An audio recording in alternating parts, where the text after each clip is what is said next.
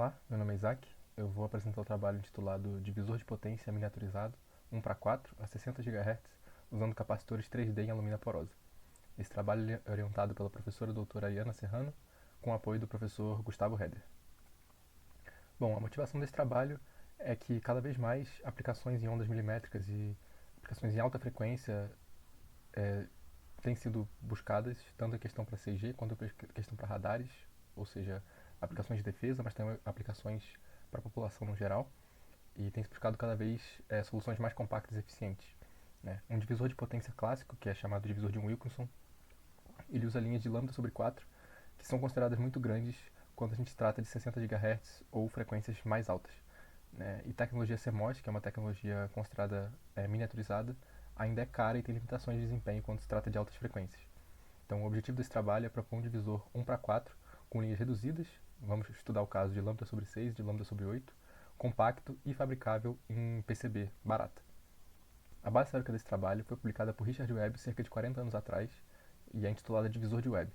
Ele consiste de duas linhas de impedâncias diferentes em série, com uma resistência entre os dois braços da linha e uma capacitância de compensação.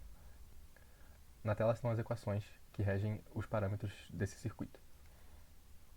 Bom, a segunda parte foi a escolha do substrato, dos componentes que a gente iria usar.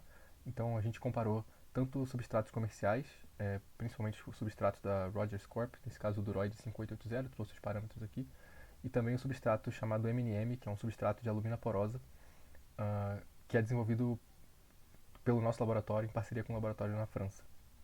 Então a gente decidiu usar o substrato MNM porque muitas das opções comerciais não traziam linhas de tamanhos realizáveis e apresentariam muitas dificuldades na fabricação. Além disso, o MNM, como foi dito, é uma tecnologia nossa, então é interessante estudar o uso dele em mais aplicações. Além disso, em outros componentes especiais, para o capacitor a gente decidiu usar um capacitor interdigitado 3D, 3D porque era o único jeito de a gente conseguir fazer caber com a capacitância que a gente precisava, então 2D não seria suficiente. E decidimos usar resistores de tântalo, que é uma tecnologia que a gente tem estudado aqui também na Poli, por questão de estabilidade, de baixo ruído, e que caberia bem também no circuito. Bom, então a gente desenvolveu o layout em cima daquele circuito. Nosso grande desafio foi a diferença das larguras de linha, por terem linhas de impedâncias diferentes. Então a gente precisava de algumas seções de transição entre as linhas para fazer isso de uma forma mais suave. Então a gente testou algumas soluções com várias geometrias diferentes. A gente decidiu também dividir os resistores, então em vez de colocar toda a resistência que a gente precisava em um lado do braço em série com capacitor, a gente colocou um de cada lado com capacitor no meio, para também deixar a solução mais simétrica. Testamos também com diferentes tamanhos de linha, então o Wilkinson padrão tem lambda/4, a gente tentou fazer uma redução para lambda/8 e para lambda/6. Então os resultados simulados, a gente conseguiu uma banda de 11 GHz, que significa 18%, por uma frequência central de 60 GB.